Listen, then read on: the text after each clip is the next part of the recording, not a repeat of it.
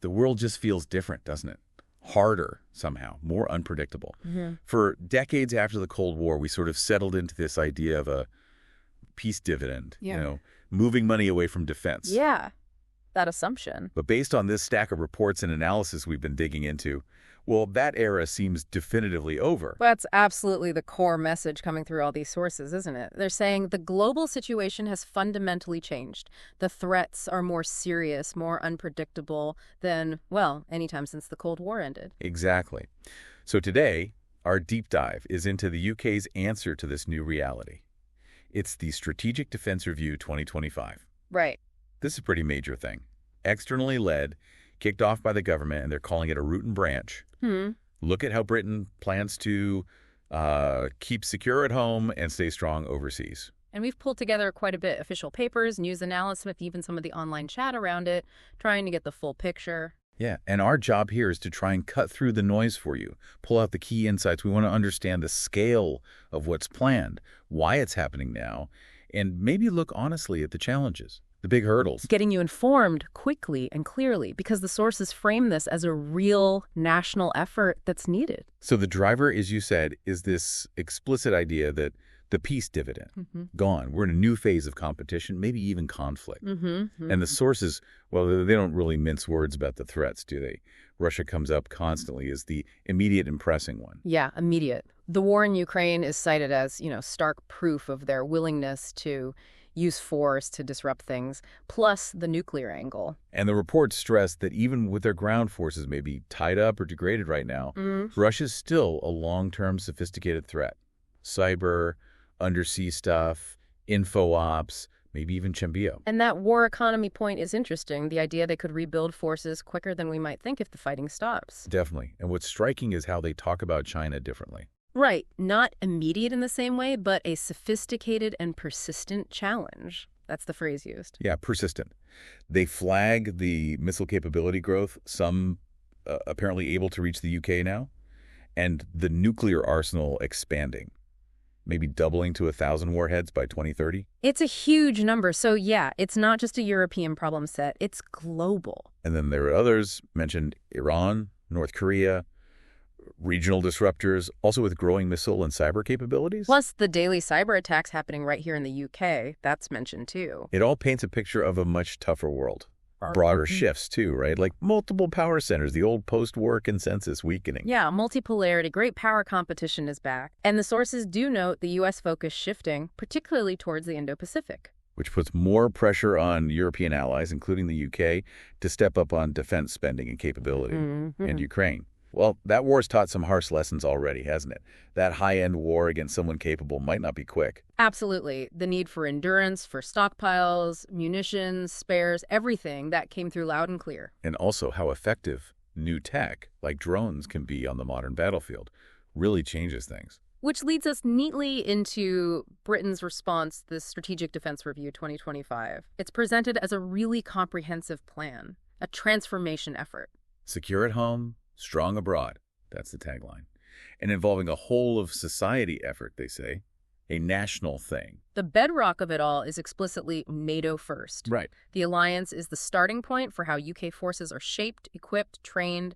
It's all about collective security through alliances, NATO obviously, but also Axios. That's the subtech thing with the US and Australia. And GCP, the future fighter jet program with Italy and Japan. Exactly. Strengthening those partnerships is key. And inevitably, this means more money, more investment. Yep. Currently around 2.3% of GDP, which is already over the NATO 2% minimum. But the plan is to push that up, right, to 2.7% and then aim for 3%. That's the stated goal. And there's even talk within NATO, mentioned in the sources, about whether 3.5% might be needed down the line. Partly that pressure for European allies to do more. And this is where they introduce this idea of a defense dividend.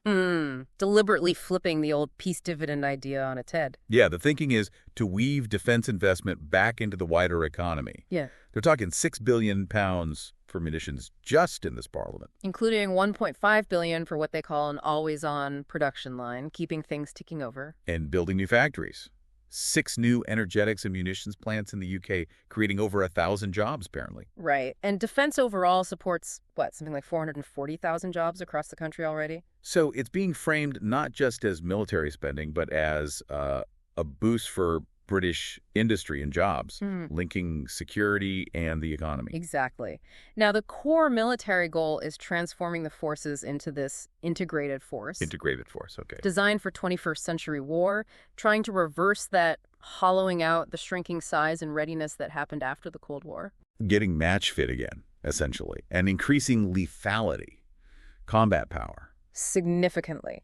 The Army's apparently aiming for something like 10 times more lethal, moving beyond just joint operations working alongside each other to being truly integrated. So land, sea, air, cyberspace, all working seamlessly together. That's the ambition. So for the Navy, for example, they're talking continuous submarine production, aiming for a new boat every 18 months. Wow. And growing the nuclear attack subfleet potentially up to 12 through AUS. Yeah, though the sources do flag the challenge of replacing the older Type 23 frigates. That needs sorting. The nuclear deterrent, the continuous at sea deterrent, that stays non-negotiable.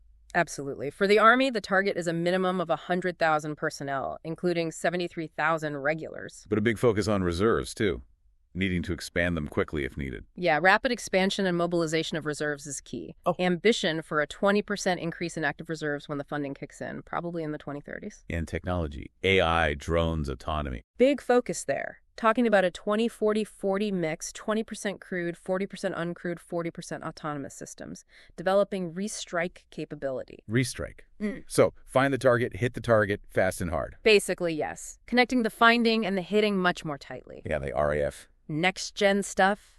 F-35s, upgraded Typhoons, that GCAP future jet project, autonomous wingmen fighters. But logistics is a big point for them too, isn't it? Right. Resilience. Crucial. Agile combat employment, being able to operate from more places like commercial airfields, not just relying on one big base like Breeze Norton. And even using civilian charter planes to boost air transport capacity. Yeah, augmenting the fleet. And underpinning all of this is tech. AI, autonomy, drones are priorities. A defense AI investment fund.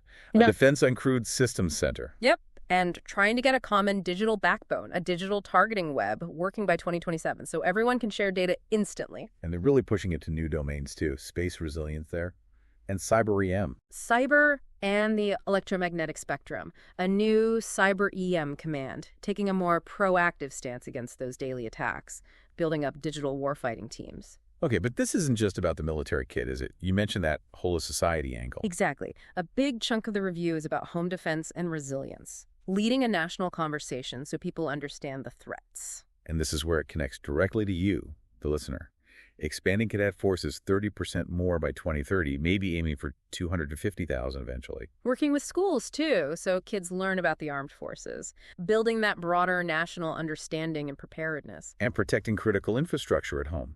Undersea cables, pipelines, bases, utilities, C&I. Critical national infrastructure, yeah. The Royal Navy gets a key role there. And they're even exploring a new local force, maybe based on the reserves, for protecting those sites. Plus a defense readiness bill to give powers to mobilize reserves and industry quicker if a crisis really kicks off. So it's a hugely ambitious plan, but the sources are pretty clear-eyed about the starting point and the hurdles. Yeah, they acknowledge the strengths, professionalism, respect around the world, but also that the military is still largely shaped by that post-Cold War period, not really optimized for peer-on-peer warfare after years of that, well, hollowing out. If you look at the raw numbers, people, ships compared to, say, the mid-'80s during the Cold War, they're much lower. Of course, the tech is way more advanced now. Fighter jets like flying supercomputers, stealthy subs. True. But the reports seem to imply that tech alone might not cover the scale and the sheer logistical weight needed for a long, high-intensity fight. And the challenges to actually do all this are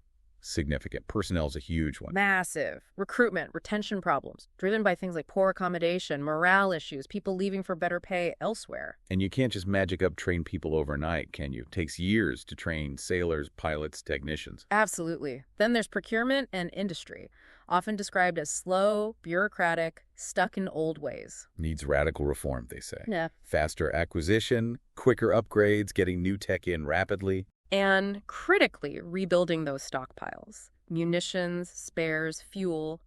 Across the board, they're depleted. Infrastructure is another biggie, especially accommodation. If where people live isn't up to scratch, it hits retention hard. Definitely needs investment. A proper recapitalization plan. And finally, the money. Always the money. balancing these huge ambitions with the financial reality. It's tough. Some analysts quoted are asking if even the planned spending rises are enough, or just enough to play catch-up, fix the basics, rather than fund a true transformation. Too little, too late, some are saying. That concern is out there. The review itself admits big choices might be needed, maybe retiring some older kit early to free up cash for the new priorities. So bringing this back to you listening, why does this matter beyond the military bubble? Well, national security fundamentally affects everyone's safety and stability. That defense dividend idea could mean jobs and economic activity near you. Understanding the threats helps make sense of the news. And that push for home defense and resilience. It underlines that national security isn't just for the soldiers anymore. It needs awareness from, well, all of society. The review does mention that if things get worse globally, the plans are designed to be accelerated. Yeah, there's an allowance for that. Which kind of leaves us with a final thought, doesn't it? Yeah. Given the huge ambition and those very real hurdles we talked about. How quickly can a system, this complex defense industry, the whole nation, really actually adapt and speed up if needed? And with this focus on a whole of society approach, what does that actually mean for you? What's the individual's role in national security in this seemingly more dangerous world we're facing?